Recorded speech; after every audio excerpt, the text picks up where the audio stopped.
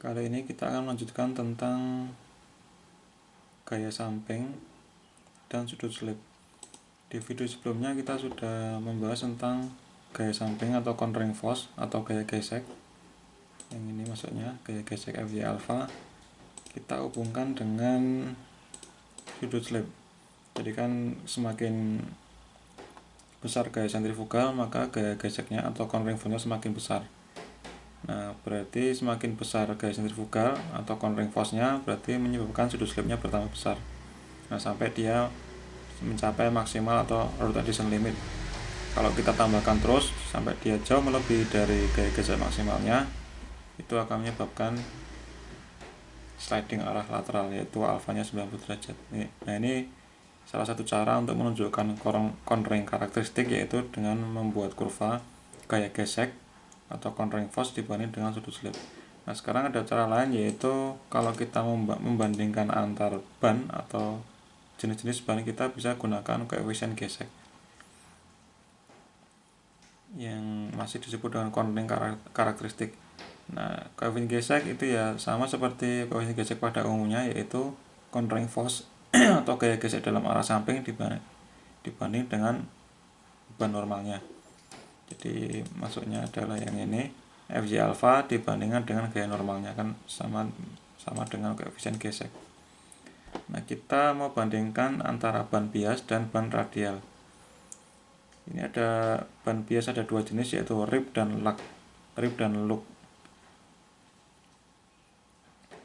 Nah, ini artinya dia adalah jenis dari kembangannya. Rib itu dia yang berupa garis lurus, kalau yang loop dia cenderung dia bentuk kotak-kotak.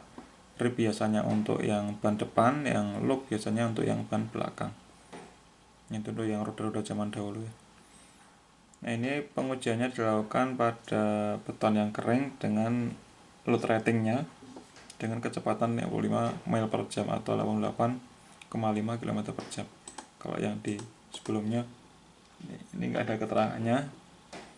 Ini ada keterangannya lebih komplit, kecepatannya adalah 88,5 km per jam. Ini cukup cepat ya.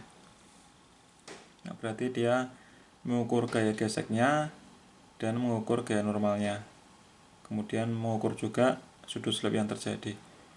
Nah, sebagaimana yang di video sebelumnya, yaitu tentang ini ban bias dan ban radial untuk gaya gesek dan sudut slip, kalau kita jadikan koefisien gesek juga akan terjadi hal yang sama, yaitu ini adalah koefisien gesek untuk ban bias, ini ban radial. Nah, samanya seperti hanya samanya adalah cornering force atau koefisien gesek pada ban radial itu meningkat dengan lebih tiba-tiba, maksudnya slope-nya akan lebih tinggi dibanding dengan ban bias.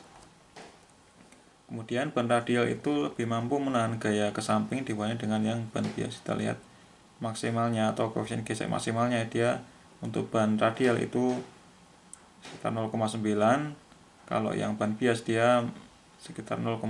Jadi ban radial itu lebih mampu menahan gaya samping dibanding dengan ban bias. Nah, mungkin karena konstruksinya dia cord ply-nya, karkasnya terdiri dari cord atau benang-benang nilon. Kalau dia terbuat dari nilon, dia kan arahnya kan dia arah radial, jadi dia lebih mampu menahan gaya samping karena sesuai dengan arah benangnya tadi, arah anyaman benang. Sedangkan ban bias dia kan bentuknya menyilang, maka dia lebih rendah dalam menahan gaya samping atau koefisien gesek sampingnya. Nah, ini adalah contoh untuk membandingkan antara ban bias dengan ban radial, atau kita bisa membandingkan jenis-jenis ban dengan menggunakan koefisien geseknya. Karena kalau kita gunakan gaya geseknya itu akan lebih tidak nyaman ya menurut saya. Lebih enak menggunakan koefisien gesek. Jadi skalanya itu dari 0 sampai 1. Kalau gaya cornering, gaya belok atau gaya geseknya dia akan bervariasi tergantung dari gaya normalnya. Nah, jadi susah untuk dibandingkan. Nah, ini cara untuk menunjukkan karakteristik cornering dengan menggunakan koefisien gesek. Sekarang kita bahas tentang pengaruh gaya normal terhadap cornering karakteristik ban. Nah, kalau ini tadi adalah kita bandingkan jenis-jenis ban, kalau ini kita mau bandingkan apa pengaruh gaya normal terhadap cornering karakteristik.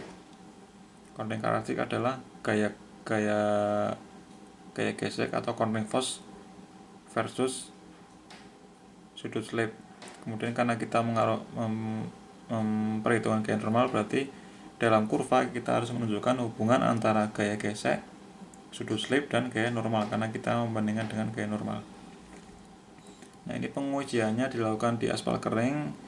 Ukuran bannya adalah peleknya 13 inch, kemudian tebal dari ban, tebal tapak ban dari sidewall ke sidewall itu adalah 5,6 inci. Kecepatannya ini cenderung lebih rendah dari yang tadi, yaitu 30 km per jam.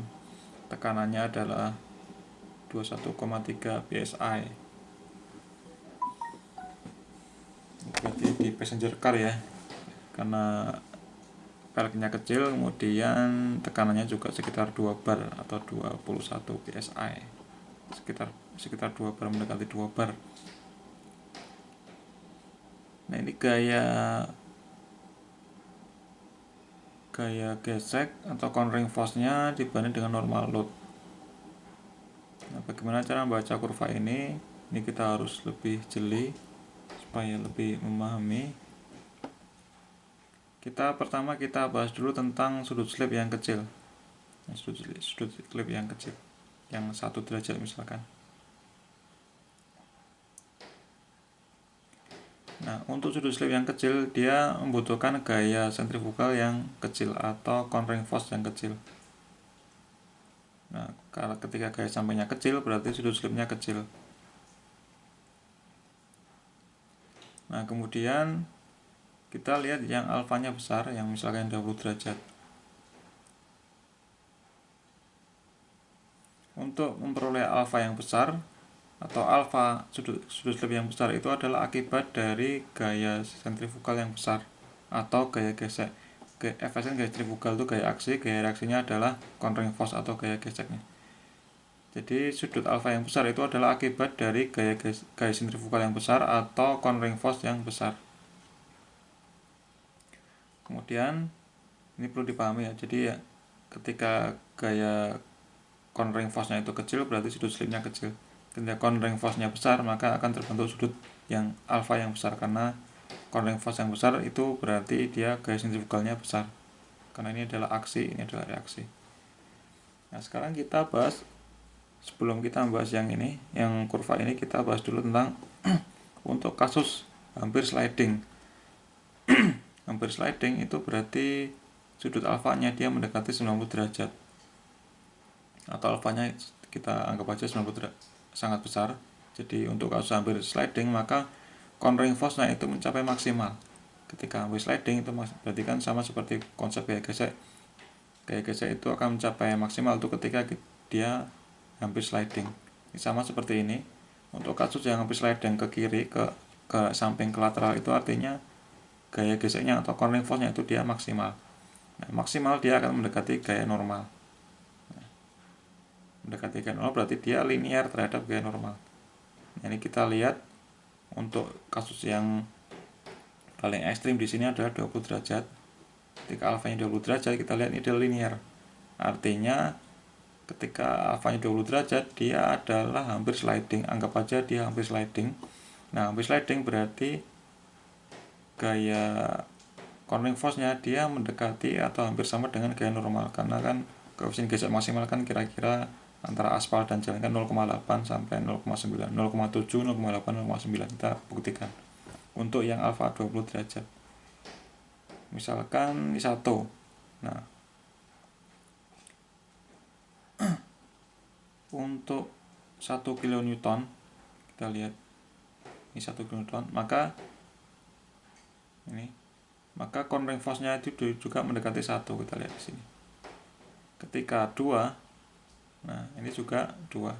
Nah, terbukti bahwa alfa 20 derajat dia adalah hampir sliding, artinya gaya geseknya maksimal. Gaya gesek maksimal itu adalah antara aspal dengan ban itu adalah 0,8, 0,9. Jadi dia linear dengan kemiringan 45 derajat. Nih.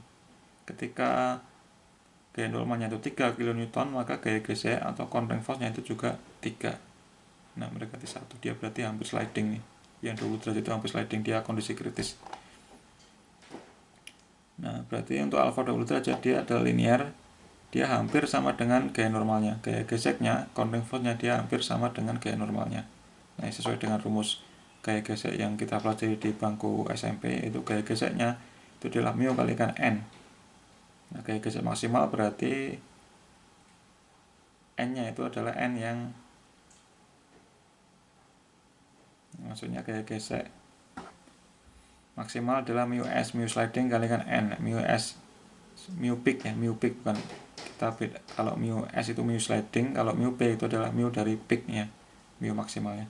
Nah, mu p maksimalnya anggap aja dia adalah 1, maka ketika dia hampir sliding, gaya gesek itu akan sama dengan gaya normal.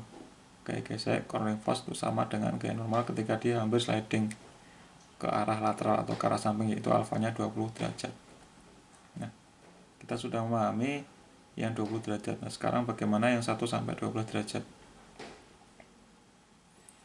Nah, ketika 1 sampai 12 derajat itu artinya dia masih di bawah, jauh di bawah dari gaya gesek maksimalnya.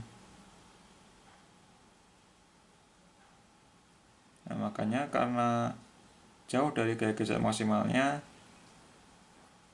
gaya gesek yang terjadi itu akan jauh dari gaya normalnya.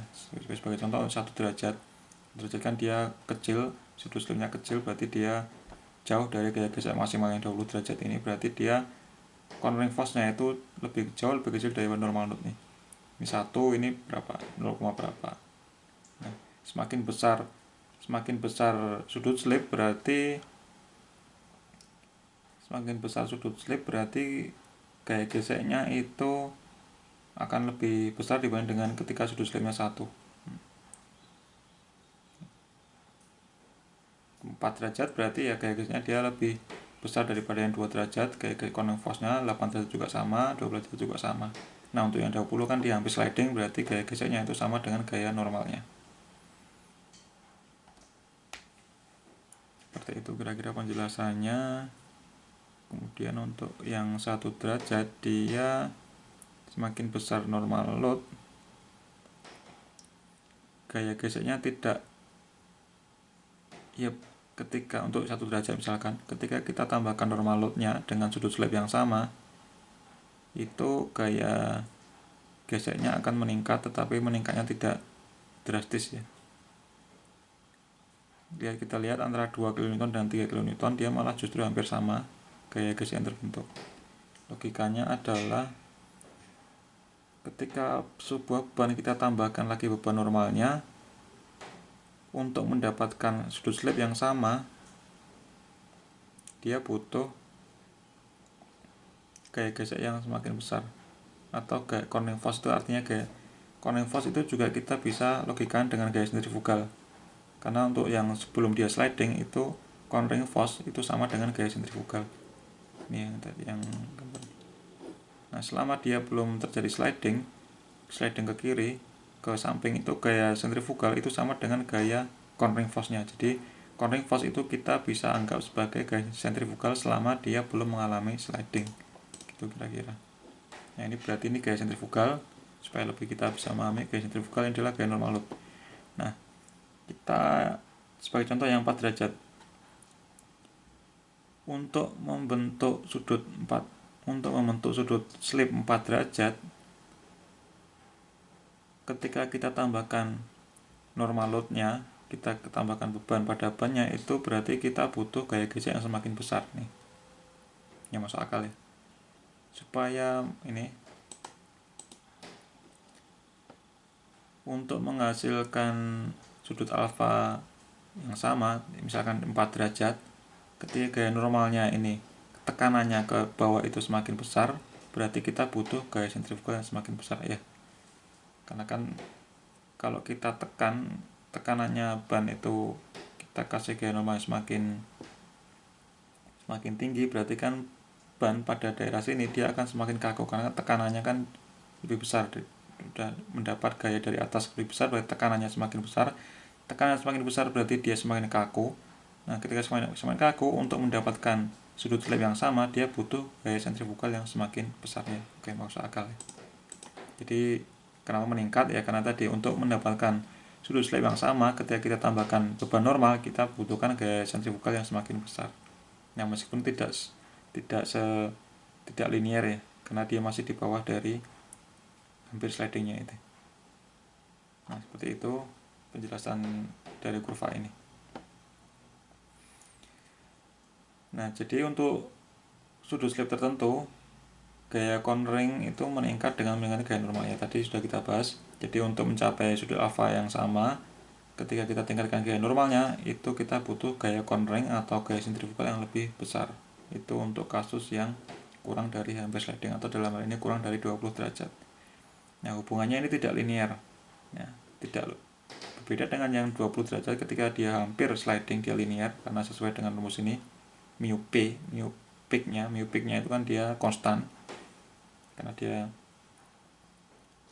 dia berarti hampir sliding, anggap aja 20 derajat hampir sliding, dia linear.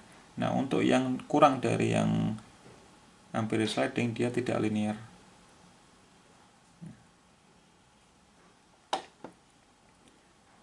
Nah, hubungan yang tidak linear itu akan kita bahas lagi. Ini hubungannya tidak linear ya, kecuali yang 20 derajat. Nah, kemudian kita di video selanjutnya akan bahas apa pengaruh dari cornering force ini ketika beda gaya normalnya ini ketika dia berbelok.